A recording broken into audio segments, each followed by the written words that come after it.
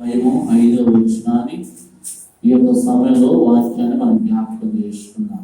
ఎంతవరకు పాటల ద్వారాగా మనము దేవుణ్ణి మహిమపరిచినాం, ప్రార్థన ద్వారాగా దేవుడు నామాన్ని మనం కనపరిచినాం. వాటి పరిశుద్ధమైన గ్రంథంలో నిర్గమకాండం 3వ అధ్యాయము 5వ వచనాన్ని ఒకసారి జ్ఞాపకం చేసుకుందాం.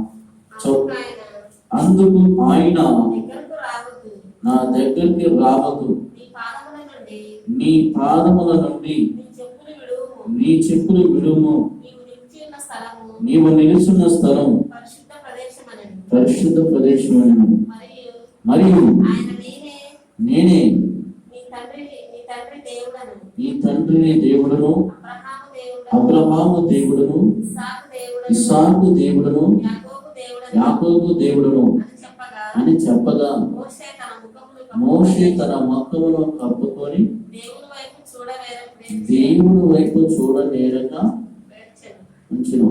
మరియు యెహోవా ఇట్లను నేను ఐగుప్తులో ఉన్న నా ప్రజల బాధను నిశ్చయంగా చూచితిని, వారి పనులను తాము కష్టపెట్టు వారిని బట్టి వారు పెట్టిన మొరను వింటిని, వారి దుఃఖములు చాలా. ఈ పరిశుద్ధ గ్రంథంలో ఈ నిర్గమకాండంలో మోషే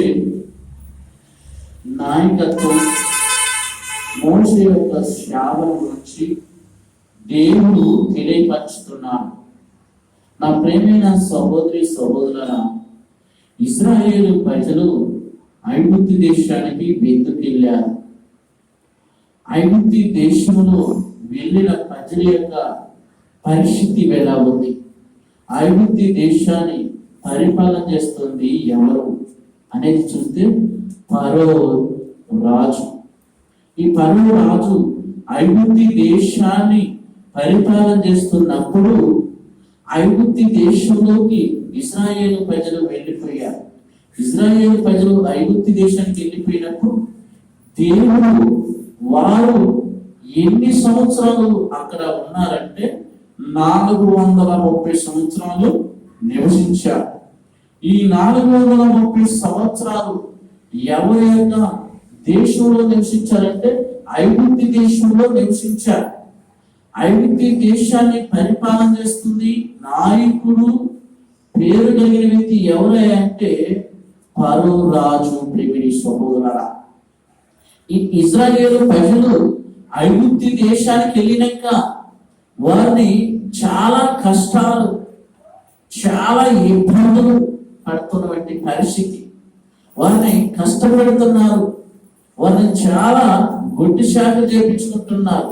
ఎవరు వారిని కష్టపెట్టేది, ఎవరు వారిని పని చేయించుకునేది, ఎవరు వారిని గొడ్డి శాఖ చేయించుకునేది ఎవరంటే ఫరో రాజు.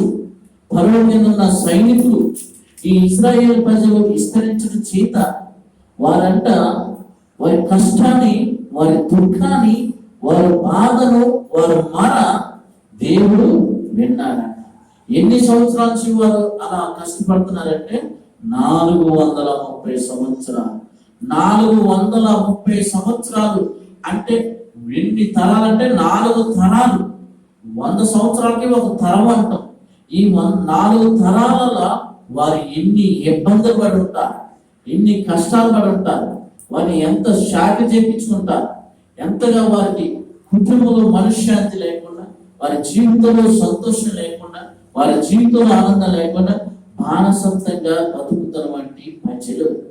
ఒక దేశానికి వెళ్ళినాక ఫరో చేతిలో వీరు చిక్కుకున్నారు. ఫరో ఏది చెప్తే అది చెయ్యాలి. ఇలా పని ఏంటంటే ప్రేమ సోదరా, పొలం పనులు చేసేవారు, మట్టి పిసికి ఇటుకలను చేసి ఇటుకలను కాల్చేవారు. ప్రేమ సోదరా, అంతగా శాఖ చేయించుకునే వీళ్ళని విడిపించాలని దేవుడు అనుకున్నారు, వీళ్ళని కాపాడాలని దేవుడు అనుకున్నారు. ఐగుప్తు దేశం నుంచి వాళ్ళని బయటికి రప్పించాలని దేవుడు అనుకున్నారు. వారి మర దేవుడు విన్నాడు, వారి ప్రార్థన దేవుడు విన్నారు, వారి కన్నిటిని దేవుడు విన్నారు, వారి దుఃఖాన్ని దేవుడు చూసి వారి బాధను దేవుడు చూసినాక 430 సంవత్సరాలు వీళ్ళని కష్టపెడుతున్నప్పటికీ, ఇబ్బంది పెడుతున్నప్పటికీ దేవుడికి ప్రార్థన చేయటం మాత్రం ఆపలేదు. ఎవరైనా వచ్చి మమ్మల్ని ఆదుకుంటారేమో, ఎవరైనా వచ్చి మమ్మల్ని కాపాడతారేమో, ఎవరైనా వచ్చి మమ్మల్ని ఐగుప్తు దేశం నుంచి విడిపిస్తారో అని కనిపెట్టుకుంటూ దేవుడికి ప్రార్థన వారు చేస్తున్నారు. దేవుడు ఇశ్రాయేలు ప్రజలని బహుగా ప్రేమించినవాడు. ఇశ్రాయేలు ప్రజలను దేవుడు ఆశీర్వదించినవాడు. ఇశ్రాయేలు ప్రజల పట్ల దేవుడు ప్రేమ విస్తారంగా ఉన్నది. అందుకనే వీళ్ళని విడిపించడానికి, వీళ్ళని కాపాడటానికి, వీళ్ళకి సరైన నాయకుని దేవుడు ఎన్నుకోవాలనుకున్నాడు. నా ప్రియమైన సహోదరి సహోదర, ఈ వాక్యాన్ని వింటున్న ఈ సమయంలో ఒకసారి మనం జ్ఞాపకం చేసుకోవాలి. దేవుడు మోషేని పిలిచినట్టుగా కనపడుతుంది. అసలు దేవుడు మోషేని ఎందుకు పిలిచిండు? మోషేని పిలవడానికి ముఖ్య ఉద్దేశం ఏంటి? తన మామ ఇంటి కడ గొర్రెలు కాస్తూ హ్యాపీగా జీవించుతున్నటువంటి వ్యక్తి, ఇటువంటి వ్యక్తిని దేవుడు పిలిచి చెబుతున్నటువంటి మాట, నా దగ్గరికి రావద్దు, నీ పాదములకు నా చెప్పులు విడుము, నీవు నిలుచున్న స్థలము పరిశుద్ధమైన స్థలము. ఇదిగో ఇశ్రాయేలు యొక్క కష్టాన్ని, ఇశ్రాయేలు యొక్క బాధను, ఇశ్రాయేలు యొక్క మరణం నేను విన్నాను. వారిని విడిపించడానికి, వారిని ఐగుప్తు దేశం నుంచి కానాను దేశానికి నువ్వు వారిని విడిపించాలని దేవుడు మోషేతో మాట్లాడుతున్నాడు. నా ప్రియమైన సహోదరులారా, దేవుడు ఒక మనిషితో మాట్లాడుతున్నాడంటే, ఒక మనిషి ప్రార్థన వింటున్నాడంటే, దేవుడు మోషేకి ప్రత్యక్షమై మాట్లాడుతున్నటువంటి మాట.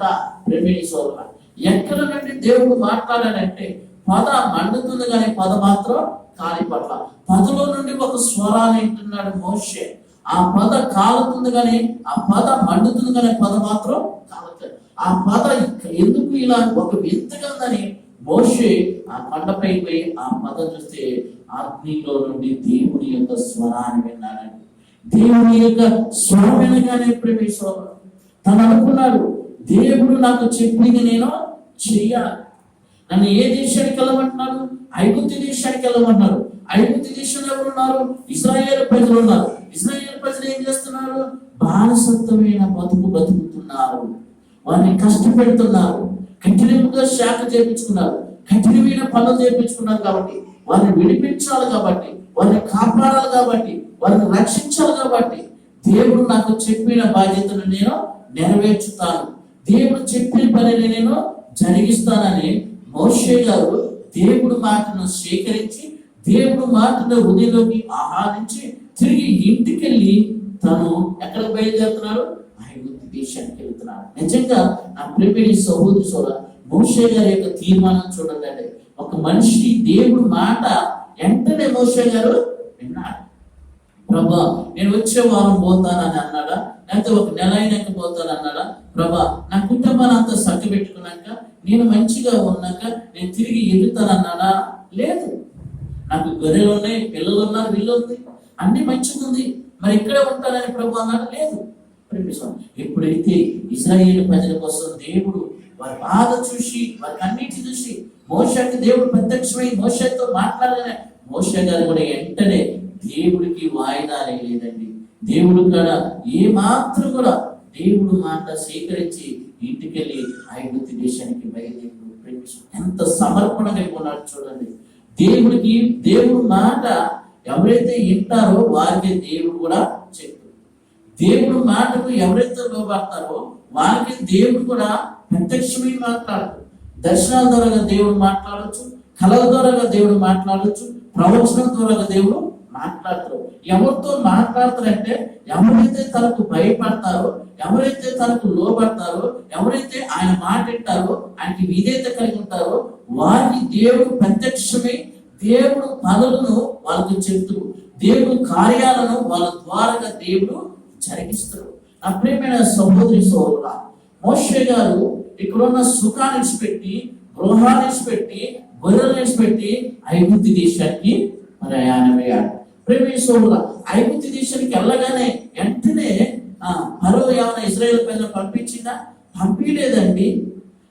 వెంటనే ఫరో చెప్పగానే ఏం లేదు, నీ దేవుడు ఎవరో నాకేం తెలుసు, ఎవరు నాకేం తెలుసు, వెళ్ళిపోవాలని అలా ఎన్నో ఇబ్బందులు పడ్డాడు మోషే, ఎన్నో అవమానాలు పడ్డాడు. ఇశ్రాయేలు ప్రజల కోసం అవమానాలు పడ్డాడు, కష్టాలు పడ్డాడు, నిందలు పడ్డాడు. తన సుఖాన్ని కోల్పోయాడు, తన ఆనందాన్ని కోల్పోయాడు. ఎన్నో ఇశ్రాయేలు ప్రజల కోసం కష్టపడటానికి సిద్ధపడిన మనసు కలిగిన వాడు. ఎంత ఓపిక మోషే గారికి ఉందండి, ఎంత ఓపిక మోషే గారికి ఉంది, ఎంత సహనం మోషే గారికి ఉంది, ఎంత విధేయతగా మోషే గారికి ఉందో చూడండి. అలా ఎన్నోసార్లు మోషే గారు మరో పోయి చెప్పడం, మరో వ్యతిరేకిస్తూ మరి మోషే గారు చారణ్యంలో దేవుడి గారు ప్రార్థన చేయడం, దేవుడు మరి ప్రత్యక్షమై మోషే గారిని పంపడం. ఇలా అనేకమైన చేస్తున్నప్పుడు నిజంగా అంత బాధ ఎందుకు పడుతుండో మోషే గారు, ఎందుకు అంత కష్టపడాల్సి వస్తుంది? ఇశ్రాయేలు ప్రజలను కాపాడాలన్న ఉద్దేశం, ఇశ్రాయేలు ప్రజలను రక్షించాలనే ఉద్దేశం,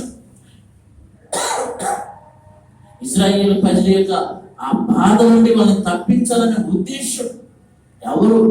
మోషే గారు మంచి నిర్ణయం తీసుకున్నారు. ఈరోజు ఎంతమంది ఇటువంటి సేవ చేసే సేవకులు ఉన్నారు, ఇలా ఎంతమంది ప్రార్థన చేసే సేవకులు ఉన్నారు, ఎంతమంది ఇటువంటి సమర్పణ కలిగిన సేవకులు ఉన్నారు. ఒకసారి జ్ఞాపకం చేసుకో. ఇశ్రాయేలు ప్రజల కోసం ఆనాడు మోషే గారు తీసుకున్న నిర్ణయం అంత ఇంత కాదండి. 40 సంవత్సరాలు వారి యొక్క పక్షాన ఉన్నాడు మోషే గారు. ఈరోజు అటువంటి సేవకులు మనకు కనపడుతున్నారా? అటువంటి యొక్క ప్రార్థన చేసే వాళ్ళు కనపడుతున్నారు. ఓరు ఏమైతే నాకేం తెలియదు అనే వ్యక్తులు కూడా అందరు అన్నట్లుగానే కొంతమంది సేవకులు ఉన్నారు, కొంతమంది మనుషులు అలా ప్రవర్తిస్తున్నారు. దేవుడు నాకు ఇచ్చిన దర్శనం ఏంటి అనేది మర్చిపోతున్నారు. దేవుడు నాకు ఇచ్చిన యొక్క కళ ఏంటో మర్చిపోతున్నారు. దేవుడు నాకు చెప్పిన పని ఏంటో మర్చిపోతున్నారు. ఇవాళ రేపు సంఘాలలో సేవకులలో ఎలా ఉన్నారంటే, నా ప్రేమిటి సహోదరా, ఓరి ఏమైతే నాకేంటి, ఆదివారం వచ్చానా, ప్రార్థన చేశానా, వాక్యం చెప్పానా, కాలు వస్తుందా, దర్శనం భాగం వస్తుందా? కొంతమంది సేవకులు ఇలాగే వాళ్ళ మందిరం చుట్టూ గేట తీసుకుని అక్కడికే మిగిలిపోతున్నారు. దేవుడు అలా చెప్పట్లేదు.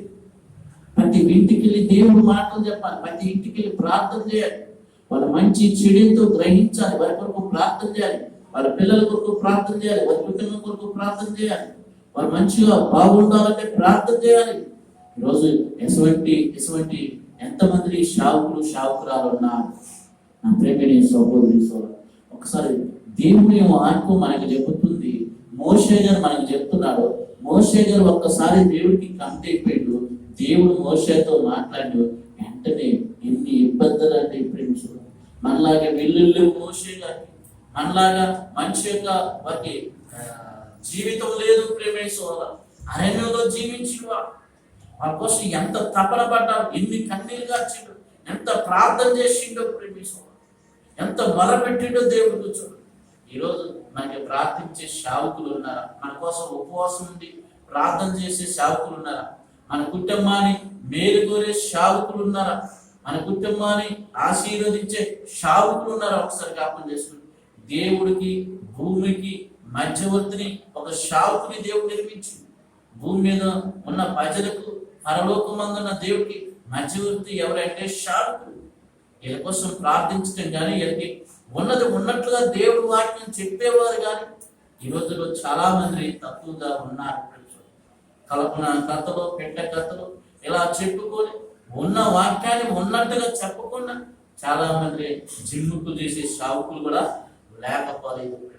అందుకని దేవుడు చెబుతున్నాడు, ఉన్నది ఉన్నట్టుగా ప్రకటించాలి, ఉన్నది ఉన్నట్టుగా తెలియచాలి. వాళ్ళు దేవుడు నమ్మినా నమ్మకపోయినా, దేవుడు దగ్గరకు వచ్చినా రాకపోయినా, బైబుల్లో ఉన్నది ఉన్నట్టుగా చెప్పాలి తప్ప ఏదో అబద్ధాలు చెప్పి ఏదో మనసును నమ్మించడానికో లేకపోతే జనాలు రావడానికో ఏయో పెట్ట కథలో మనం చెప్పాల్సి పని.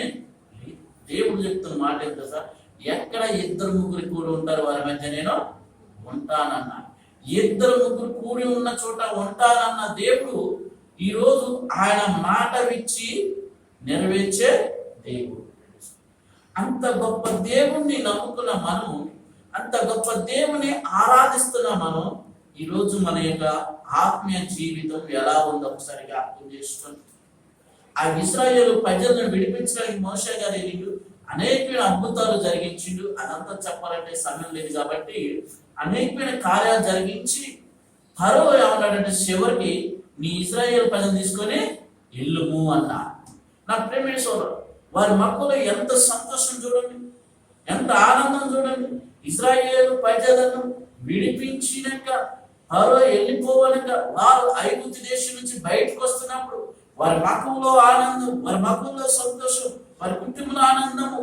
ఎంత ఆనందం అంటే 430 సంవత్సరాలు ఐగుప్తు దేశంలో బానిసత్వంగా బతికిన వారు మనశ్శాంతి లేకుండా, మనసుకు నెమ్మది లేకుండా, సుఖము లేకుండా, సంతోషం లేకుండా, కఠినమైన శాఖని, కఠినమైన పనులు చేపించుకున్న వాళ్ళు ఎవరి ద్వారాగా వీళ్ళు విడిపించబడ్డారంటే దేవుడు ఇశ్రాయేలు ప్రజలను ప్రేమించిండు. దేవుడు వాళ్ళని విడిపించడానికి వారి మధ్య ఒక మోషే మంచి యొక్క వ్యక్తిని ఏర్పాటు చేసుకొని వారిని విడిపించడానికి, వారిని నడిపించడానికి, దేవుడు మాటలను వారికి తెలియచేయటానికి, దేవుడి యొక్క కృప వారు పొందుకోవటానికి, దేవుడు మహిమను వారు చూడటానికి వారి ఇద్దరి మధ్య మోషే గారిని దేవుడు ఏర్పాటు చేసుకున్నాడు. నా ప్రేమైన సహోదరి సహోదరులారా, ఈ రోజు కూడా మన యొక్క పరిస్థితి ఎలా ఉందో ఒకసారి జ్ఞాపకం చేసుకుని, ఒకప్పుడు మన జీవితం ఎలా ఉంది, మన పరిస్థితులు ఎలా ఉంది, మన కుటుంబం ఎలా ఉంది, మన స్థితి ఎలా ఉంది, మన నడక ఎలా ఉంది, మన ప్రవర్తన ఎలా ఉంది, మన ఆలోచనలు ఎలా ఉన్నాయి, మన తలాపులు ఎలా ఉన్నాయి, ఒకసారి జ్ఞాపకం చేసుకోండి. దేవుడు ఈ రోజు నీతో నాతో ఈ మాటలు ఏంటంటే మీ అందరితో చెబుతున్నటువంటి మాట ప్రేమించుకోవాలా. ఫస్ట్ మన స్థితి, ఎవరి పరిస్థితి అయినా బాగలేదు, అంచెలంచెలుగా దేవుడు మనల్ని కాపాడుతున్నప్పుడు, అంచెలంచెలుగా దేవుడు మనల్ని కాపాడుతున్నాడు, దేవుడు మనల్ని పోషిస్తున్నాడు, దేవుడు మనకి మంచి వస్త్రాలు ఇచ్చిండు, మంచి గృహాన్ని ఇచ్చిండు, మంచి స్థలాన్ని ఇచ్చిండు, మంచి వ్యాపారం ఇచ్చిండు, ఉద్యోగం ఇచ్చిండు. అన్ని విధాలుగా, అన్ని రకాలుగా, అన్ని విధాలుగా, అన్ని రకాలుగా దేవుడు మనల్ని ఆదుకున్నప్పుడు, కంటికి రెప్పలాగా మనల్ని కాపాడుతున్నప్పుడు మనం దేవుని ఎంతగా స్తుతించాలి, దేవుని మనం ఎంతగా ప్రార్థన చేయాలి, దేవుడికి మనం ఎంతగా సమీపంగా ఉండాలి. ఒక్కసారి ఈ మాటలు వింటున్న ఈ సమయంలో జ్ఞాపకం చేసుకోవాలి. ఫ్రెండ్స్, మనం కూడా కష్టాలు అనుభవించున్నాం, బాధలు అనుభవించును, శోధన అనుభవించున్నాం, అవమానాలు అనుభవించును. ఎటువరైనా ఇబ్బందులు పడ్డప్పుడు ఎవరైనా సహాయం చేస్తారని చేతులు సాపిన రోజులు కూడా లేకపోలేదు. ఎవరైనా ఆదుకుంటారేమో, నా పరిస్థితుల్లో నుంచి నన్ను ఒడ్డెక్కిస్తారేమో, నా కష్టాల్లో నుంచి నన్ను ఒడ్డెక్కిస్తారేమో, ఈ అవమానాలు నాకే రావాలని మన బంధువుల వైపు తిరుగుంటాం, స్నేహితుల వైపు తిరుగుతాం. మన కష్టాలు అందరూ మనల్ని విడిచిపెట్టిపోవచ్చు, మన బాధల్లో అందరూ చూసి ఎగతాళి చేసి మాటలతో, సూటిపోటి మాటలతో గాయపరచవచ్చు, విమర్శించవచ్చు. మనుషులందరూ ద్వేషించిన, మనుషులందరూ నెట్టివేసిన పరలోకమందున్న తండ్రి ఈరోజు నిన్ను ప్రేమిస్తున్నాడు. పరలోకమందున్న తండ్రి నిన్ను కాపాడుతాడు. పరలోకమందున్న తండ్రి నిన్ను పోషిస్తాడు. నువ్వు ఏ స్థితిలో ఉన్నప్పటికీ, ఏ పరిస్థితిలో ఉన్నప్పటికీ నిన్ను దేవుడు కాపాడుతాడు అనేది వాక్యం ద్వారా తెలియపరచబడుతుంది. ఇశ్రాయేలు ప్రజలను కాపాడటానికి మంచి నాయకుని వెనుకున్నారు. ఇశ్రాయేలు ప్రజలను రక్షించడానికి మంచి శావుకుని దేవుడు ఏర్పాటు చేసుకున్నాడు. ఇశ్రాయేలు ప్రజల యొక్క కష్టాన్ని విన్నవా దేవుడు, ఇశ్రాయేలు ప్రజల ప్రార్థన విన్న దేవుడు ఈరోజు నీ ప్రార్థన దేవుడు వింటాడు. ఈరోజు నీ కష్టాన్ని చూస్తున్నాడు, నీ దుఃఖాన్ని చూస్తున్నాడు. నువ్వు అనుకోవచ్చు, నా ప్రేమిని సోదరా, ఏంటి నా కష్టాలలోంచి నేను బయటపడట్లేదు, ఇబ్బందులోంచి బయటపడట్లేదు, ఈ సమస్యలోంచి నేను బయటపడట్లేదు అని నువ్వు అనుకుంటున్నావో కానీ ప్రేమ సోదరా, దేవుడు నీ జీవితంలో కార్యాన్ని చేయిస్తాడు. ప్రేమ దేవుడు నీ కుటుంబంలో అద్భుతాన్ని ఆయన జరిగిస్తాడు. ప్రేమ కానీ మనము దేవుడికి సమీపంగా ఉండాలి. ప్రేమ ఎందుకంటే మనతో పాటు పుట్టిన వారు, మనతో పాటు పెరిగిన వారు ఎంతో మంది ఘనులు, ధనవంతులు, అందసందాలు కలిగిన ఎందరో కాలగర్భంలో కలిసిపోతున్నారు.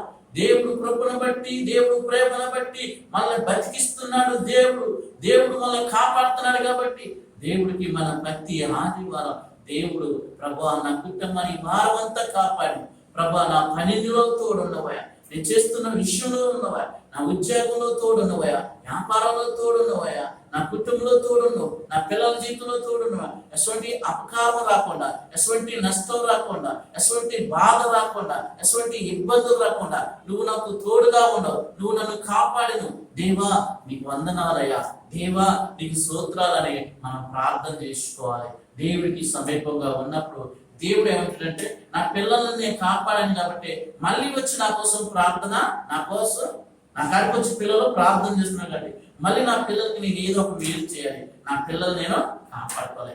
ఆకాశంలో ఉన్న గద్ద కోడి పిల్లలను తినాలని పంచిందంట. కానీ ఆకాశంలో ఎగురుతున్న గద్ద కోడి పిల్లలు తినాలనే ఆలోచన ఎప్పుడైతే వచ్చిందో ఆ కోడి పిల్లల తల్లి తన పిల్లలని తన రెక్కలకి ఎందుకు తీసుకునిందా? తన పిల్లల్ని రెక్కలన్నీ తల్లి రెక్కలు చాపి తన పిల్లలన్నింటినీ తన కాల సందులో తెచ్చుకొని తన రెక్కలతో తన పిల్లలను కప్పుకొని ఆ గద్దపై అంతవరకు ఆ తల్లి ఆ పిల్లల మీద ఎంత ప్రేమ ఉందో ఒకసారి చూడండి.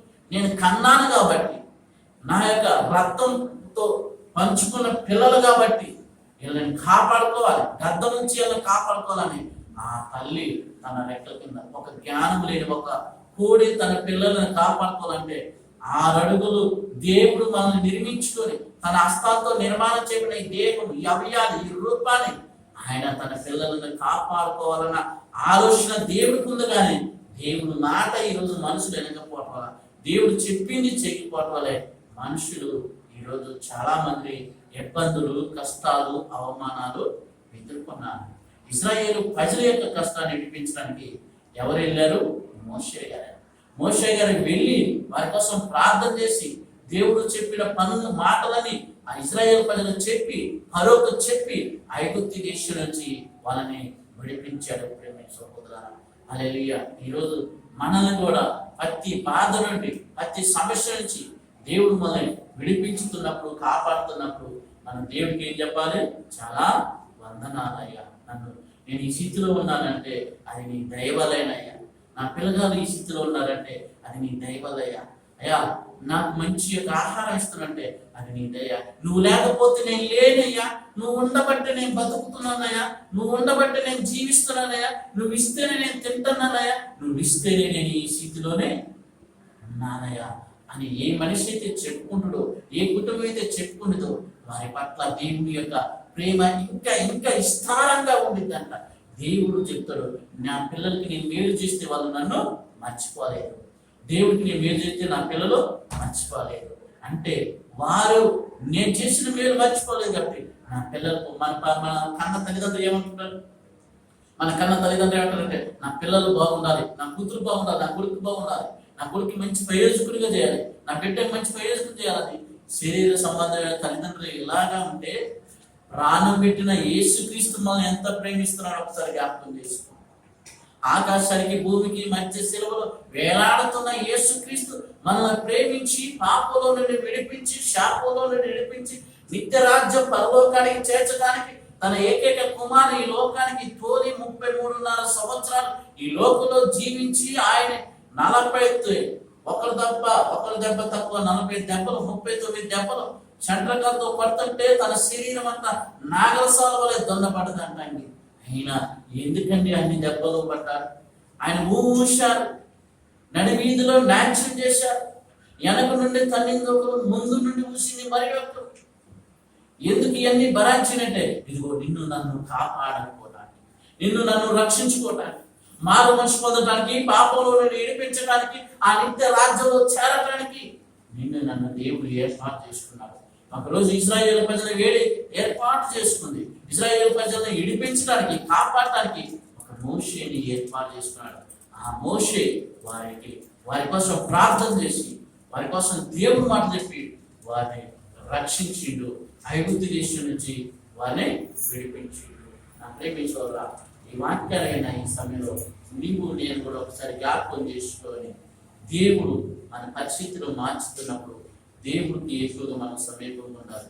పాటలు పాడటం, ప్రార్థన చేయటం, దేవుని యొక్క అయ్యా ప్రభా నాకు ప్రార్థన నేర్పించు, ప్రభా నాకు వాక్యం నేర్పించు, ప్రభా నన్ను మార్చు, నా పిల్లలు మార్చు, నా భర్తను మార్చు, నా బంధువులు మార్చు, నా స్నేహితులు మార్చు, నా ఎదురింటి వాళ్ళని పొరుగింటి వాళ్ళని మార్చు, నా అక్క జనాలు మార్చు అని మనం ప్రార్థన చేసుకున్నప్పుడు దేవుడు ఏమంటాడంటే నిన్ను వల్ల నీ పొరుగు వారిని ప్రేమించింది అంటున్నాడు. మనం అందరినీ ప్రేమించి అందరి కోసం మనం ప్రార్థన చేయాలి. మోషే ఎన్ని లక్షల మంది కోసం ప్రార్థన చేసింది తెలుసా? 6 లక్షల తలబలం అంటండి. 6 లక్షల మందిని ఐగుప్తు దేశం నుంచి విడిపించిండు. అంతమందిని విడిపించిండు దేవుడు. మోషే గారు వారు ఎన్ని సంవత్సరాలు వారు ఐగుప్తు దేశంలో ఉన్నారు? 430 సంవత్సరాలు. ఇంత ఇబ్బందులు పడి ఉంటారు. ఒకసారి జ్ఞాపకం, ఎన్ని కష్టాలు అనుభవించుంటారు చూడండి. ఈరోజు దేవుడు కూడా నీకు నాకు చెప్తున్నాడు, మన యొక్క పాత స్థితిని, పాత జీవితాన్ని గుర్తు చేస్తున్నాడు. ఆ స్థితిలోంచి, ఆ ప్లేస్లోంచి మనం అంచెలంచెలుగా దేవుని యొక్క దయలో, దేవుని కృపలో, దేవుడు ప్రేమలో మనం ఎదుగుతున్నప్పుడు, వర్ధిల్లుతున్నప్పుడు మనం దేవుడికి ఇంకా దగ్గరగా ఉండాలి. దేవుడు మనల్ని కాపాడుతున్నాడు, దేవుడు మనల్ని పోషిస్తున్నాడు. కాబట్టి దేవుడి యొక్క మాట విందాం. దేవుడు మనకి ఏదైతే అప్పగించిండో ఆ పనిని పరిపూర్ణంగా ఈ లోకంలో మనం జరిగిద్దాం. పరలోకం నుండి వచ్చిన వారు మనం తిరిగి పరలోకానికి వెళ్ళిపోయేవారు. ఈ లోకం శాశ్వతం కాదు, మనం ఉంటున్న ఇల్లు శాశ్వతం కాదు. మనం ఎప్పుడు చనిపోతామో ఎవరికి తెలియదు. కాబట్టి ఉన్న 4 రోజులైనా దేవుడి కొరకు బతికి, దేవుడు పనిని జరిగించి, దేవుడు ఇష్టాన్ని భూమి మీద నడిస్తే పరలోకంలో నీ కొరకు ఈ ఇల్లు కాదు, మంచి ఇల్లు ఆయన నీ కొరకు, నా కొరకు కట్టబడుతుంది. నా ప్రియమైన సహోదరి సహోదరా, ఈరోజు మోషే గారి గురించి మనం విన్నాం. మోషే గారు ఐగుప్తు దేశానికి వెళ్తాం, ఐగుప్తు దేశంలో ఉన్న ఇజ్రాయేల్ ప్రజలను కాపాడి విడిపించడం మనం ఈరోజు ఈ వర్తమానం విన్నాం. ఈ వర్తమానం విన్నాక మనం, అయ్యా ప్రభా, నన్ను కూడా ఈ లోకంలో పడిపోకుండా నన్ను కాపాడు, నన్ను రక్షించని మనం అంతా కాసేపు ప్రార్థన చేద్దాం. దేవుడి ఇంటి మాటలు మన హృదయంలో భద్రపరిచి దీవించును గాక. ఆమేన్, ఆమేన్. God bless.